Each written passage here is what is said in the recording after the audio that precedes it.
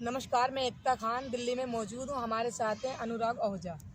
इनसे हम बातचीत करते हैं जो 5 राज्यों में चुनाव हुए थे ईवीएम को लेकर। ईवीएम में क्या घोटाला है जो इतना पब्लिश हो रहा है? जी सर। तुम देखिए कि ईवीएम एक मशीन है जिसे इलेक्ट्रॉनिक मशीन कहते हैं। तो इलेक्ट्रॉनिक मशीन जैसे ईश्वर अल्लाह वाहेगुरु जी का बनाया हुआ हमारा शरीर है जी सर। ये खराब हो सकता है तो ईवीएम तो मैम खराब हो ही सकता है जी। जो धांधली ईवीएम में हो रही है, भारतीय जनता पार्टी डिवाइड कर रही है लोगों को। वो सोचती है कि इसको मुद्दे से भटकाया कैसे जाए, तो कभी हिंदू मुसलमान के मुद्दे पर भटकाती है, कभी किसी के मुद्दों पर भटकाती है। वो चाहती है कि जो वास्तविक मुद्दा है देश का उससे भटका दिया जाए, इसलिए वो ईवीएम हैक करके अपनी सरकार बना देती है। अब उसे लग गया था कि जनता अब हमसे सवाल पूछेगी और सवाल पूछने के बाद हमको जूते मारेगी कि आप 2 करोड़ रोजगार क्यों नहीं देते। महिला सशक्तिकरण पे प्रधानमंत्री जी ने बात की थी। महिलाएं कितनी सुरक्षित है मैम आपसे अच्छा मैं नहीं बता सकता। और बात की जाए युवाओं के रोजगार की तो उस जितना अच्छा मैं बता सकता हूँ शायद आप नहीं बता सकते। जी सर। अगर किसान की बात की जाए तो जितना अच्छा किसान बता सकता है हम और आप नहीं बता सकते। तो जनता जब जानने लगी ना कि हमारी मूलभूत आवश्यकताएं क्या है जी, तो प्रधानमंत्री ने कहा कि अब क्या किया जाए, अब खेला कर दिया जाए। तो उन्होंने ईवीएम में खेला कर दिया।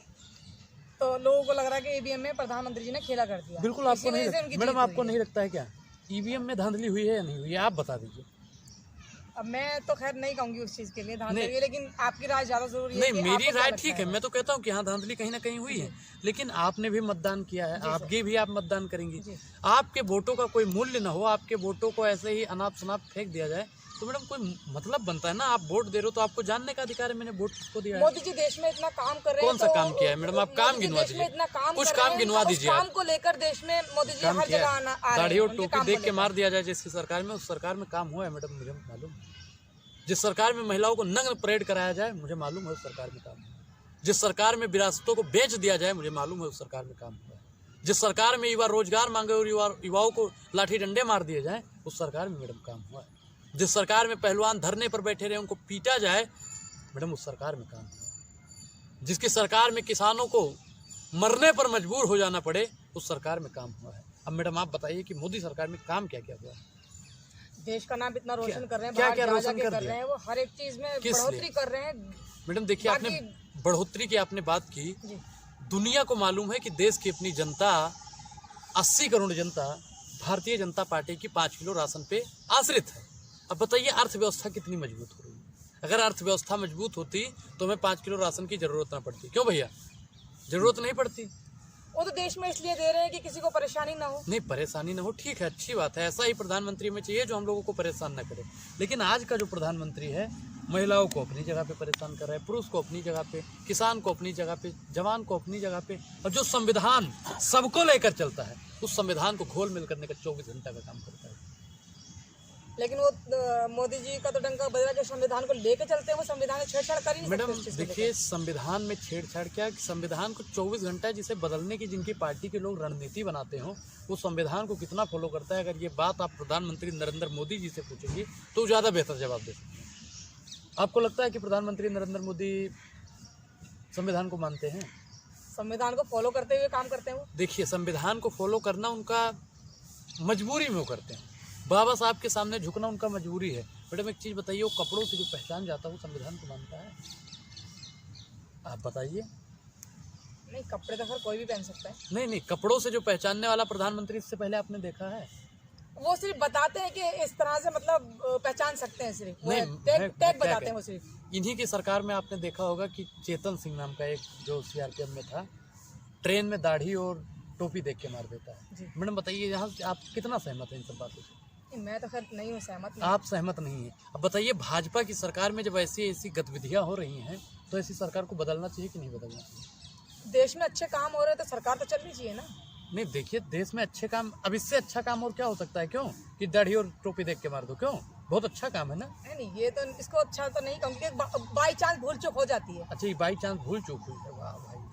मैडम देखिए बेईमानी करना ठीक नहीं है, और पत्रकारिता का मतलब होता है लोकतंत्र का चौथा स्तंभ, और लोकतंत्र का चौथा स्तंभ ही भारतीय जनता पार्टी के तथाकथित इशारों पर काम करने लगे तो चौथा स्तंभ नहीं, भाजपा के कार्यालय का एक स्तंभ है जिसे देश की जनता उखाड़ कर फेंक देगी। तो देश में तो ये भारतीय जनता पार्टी लगातार अपना पश्चिम लहरा रही है, तो ये कहाँ से उभर के? मैडम मैंने क्या बताया शुरू में, मैंने ईवीएम का इसीलिए ताया छेड़ा था कि जब तक देश की जनता ईवीएम के प्रति आंदोलन नहीं करेगी, एक आंदोलन ईवीएम के प्रति हो जाए, कमल भी सूख जाएगा, तालाब भी सूख जाएगा और उस तालाब का मालिक नरेंद्र मोदी भी सूख जाएगा। फिर ये कांग्रेस पार्टी क्यों नहीं ईवीएम के खिलाफ आंदोलन छेड़ती है? करेगी सर, करेगी, जरूर करेगी। और लेके तो यही आई थी, देश की जनता भी कांग्रेस ही लेके आई थी ना ईवीएम को। कांग्रेस पार्टी ने जब अंग्रेजों को भगा दिया तो कांग्रेस पार्टी अंग्रेजों को जरूर भगाएगी। अरे अनुराग, वीर के वंशजों को अनुराग ईवीएम को देश से बैन जरूर होगा। अनुराग ईवीएम को लेके कांग्रेस आई थी। मैं उसी को ईवीएम लेकर आई थी, आप लोग कहते हैं तो IIT मैम लेकर आई थी, उस पर ये लोग बात नहीं करते। कांग्रेस तो एम्स लेकर आई थी, आप जैसे पत्रकार उस पर बात नहीं करते हैं। कांग्रेस जितनी यहाँ पे आज देख रहे हो तकनीकी, आप मुझे लगता है कि आप जिस स्कूल में पढ़े हैं वो स्कूल भी कांग्रेस लेकर आया था, आप उस पर बात नहीं करते हैं। ईवीएम लेकर आया था, आप उस पर बात करेंगे। आप ईवीएम पे आरोप लगा रहे हैं। मैं हर उस चीज पे, इसलिए मैं पूछ रहा हूँ सवाल, हर उस चीज पे आरोप लगाऊंगा जो देश में अराजकता फैलाने का। कांग्रेस किस मकसद से लेके आई? उसको पता है कि ईवीएम हैक हो सकती है, फिर इन्होंने मनमोहन के टाइम में इसको बैन क्यों नहीं किया? देखिए 2003 से ही दिग्विजय जी ने बताया कि 2003 से हम लोग मांग कर रहे हैं, और आप लोगों को भी पता है कि अनुराग ओझा जब से बोल रहे हैं तब से कह रहे हैं कि ईवीएम से चुनाव नहीं होना चाहिए। 10 साल तो कांग्रेस रही है ना। देश का होगा बेड़ा पार, अंग्रेजों से ज्यादा किए संग्रेजों ने अत्याचार। आप 2003 की बात कर रहे हैं कि दिग्विजय सिंह विरोध कर रहे थे। 10 साल 2004 से लेके 14 तक मनमोहन सिंह थे। मैं सहमत हूँ। बीजेपी ये बैन क्यों नहीं किया गया? मैं बता तो रहा हूँ कि जब कमियां होती है ना जहाँ पे, उस कमियों का सुधार किया जाता है। कांग्रेस में कमी थी ना? मैं मानता ही नहीं हूँ, कमी क्यों थी भाई? क्यों? सोच में उन्होंने किस मकसद से नहीं किया उन्होंने? पूरी बात तो सुनिए, उन्होंने कभी धांधली नहीं की। कांग्रेस पार्टी वो पार्टी क्या गारंटी है धांधली नहीं की? तो हर पार्टी करती है, कांग्रेस ने भी की है। बता दीजिए कौन सा करप्शन कर दिया? IIT बीजेपी वालों ने आरोप लगाए थे। अरे बीजेपी वाला तो कुछ भी आरोप लगाता रहता। सत्ता पक्ष चिल्ला चिल्ला के बोलती है इस चीज को। मैडम सत्ता पक्ष तो कुछ भी कहती रही कि बताइए कि पंडित नेहरू ने इस देश के लिए कितना काम किया। उस समय 1947 में प्रधानमंत्री बनना कांटों का ताज पहनना था। नेहरू जी ने रोना नहीं रोया, भावुक नहीं हो रहे थे कि 2-2 मिनट से भावुक हो जाए। उन्हें टीवी में और अखबार के पन्नों में बने रहने की शौक नहीं थी। तो देश के प्रधानमंत्री तो भावुक इसलिए होते हैं कि देश को अपने ही औलाद की तरह रखते हैं वो। हाँ, मणिपुर की औलादें उनकी औलाद नहीं है। मैडम बताइए, औलाद नहीं है क्या देश के अंदर? हर नाम। मणिपुर किस देश में है आप बताइए भाई? इसी देश में, देश से इसी बात हो देश रही है। में। मणिपुर का प्रधानमंत्री कौन है? कभी कभी चूक हो जाती है। अच्छा, चूक हो जाती है। इनकी चूक मीठ मीठ गुप और तीत तीत थूक। वाह भाई वाह, ये प्रधानमंत्री नरेंद्र मोदी की बेईमानी है और इसे जनता को समझना बहुत जरूरी है। मैडम जनता जान गई है। अब जनता चिल्ला चिल्ला के कह रही है कि मोदी जी कहना मेरा बांध लो और बोरी बिस्तरा बांध लो, लेकिन अब अनुराग बोरी बिस्तरा भी बांध कर जाने नहीं देगा। मैं भारत सरकार से अपील करता हूँ कि नरेंद्र मोदी का वीजा पासवर्ड को कैंसिल रद्द करा दिया जाए, क्योंकि मैडम ये कहते हैं ना कि थैला उठाऊंगा और चले जाऊंगा। कहाँ जाएंगे भाई? जनता ने मोदी जी की गारंटी पर भरोसा किया, वोट मिले।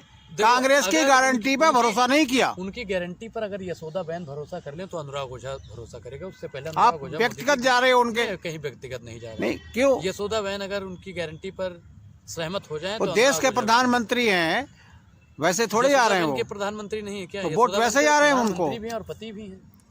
अब मैडम एक पत्नी, चुनाव आयोग ने अनुराग सकती है कि दुनिया जाने। चुनाव आयोग ने चैलेंज किया था, अगर कोई ये आरोप लगाना चाहता है ईवीएम पर तो हैक करके दिखाए। मुझे तो क्यों कांग्रेस वाले क्यों नहीं जाते हैं? दीजिएगा साहब, दीजिएगा एक बार हमको, दीजिएगा छठी का दूध। आप जाइए, वहाँ तो खुला ऑफर दिया था भाई चुनाव आयोग ने कि हो ही नहीं सकता है हैक। देखिए वो जो मशीनें देती हैं वो नहीं है। एक ये है, मान लो मशीन है, ठीक, इसमें पासवर्ड लगा हुआ है। और जब इंजीनियर बना के चुनाव आयोग को सौंपता है तो मैडम वो पासवर्ड बताता है कि इसका ये पासवर्ड। बिल्कुल। चुनाव आयोग जो होता है जब आगे देता है, राज्य में पहुंचाता है, तो वहाँ के जो जिला अधिकारी होते हैं उनको बताता है। जिला अधिकारी पेटी खोल देता है, साहब मध्य प्रदेश की घटना देश को याद है। अब मैडम बताइए कि जहाँ पे पहले ही चुनाव से पहले अगर पेटी खुल जाती हो तो धांधली हुई है कि नहीं हुई है? आप बता दो, मैं आखिरी बात यही पूछ रहा हूँ। नहीं, मेरे सामने तो नहीं हुई, तो मैं तो नहीं कहूँगी इस चीज़ को। अच्छा, आपके सामने वो वीडियो भी नहीं आया कि पहले ही पेटी खुल रही है? नहीं आया तो है। तो फिर साफ है कि कहीं ना कहीं बेईमानी हुई। हाँ, लगता है तो शायद ये एलिगेशन लगा रहे तो होगा, लेकिन ईमानदार प्रधानमंत्री पर इस तरह से एलिगेशन लगाना तो मैं क्या कह रहा हूँ, कितना ईमानदार हूँ देश की जनता जानती है, और आप भी बेवकूफ़ा जानती है। हमको मालूम है आपकी हकीकत मैडम, हमको मालूम है आपकी हकीकत, लेकिन दिल बहलाने का गालिब ख्याल अच्छा है। देश के प्रधानमंत्री हाँ, इतनी हाँ, मेहनत से मैं काम कर कहा रहे हैं, देश को चला मैं रहे भी हैं, कह देश रहा का हूँ पश्चिम बाहर देश में फैला रहे हैं, तो मेरे देश का प्रधानमंत्री ठीक है, मैं बोलता हूँ, लेकिन कितना झूठा है ये आप भी बोलते हैं। और कभी कभी ऐसा होता है ना, काम करते करते वो अपनी कही हुई बातें भूल जाते हैं। मैडम मुझे लगता है कि प्रधानमंत्री नरेंद्र मोदी हिटलर से ज़्यादा प्रभावित रहते हैं, क्योंकि हिटलर ने कहा था कि झूठ बोलो और इतना बड़ा झूठ बोलो कि जनता झूठ को भी सच समझ ले, और उस झूठ को छिपाने के लिए उससे भी बड़ा झूठ बोलो। जुमलेबाज बोल रहे हैं आप प्रधानमंत्री को। मैंने तो कुछ बोला ही नहीं, मैडम समझदार है, समझ गई।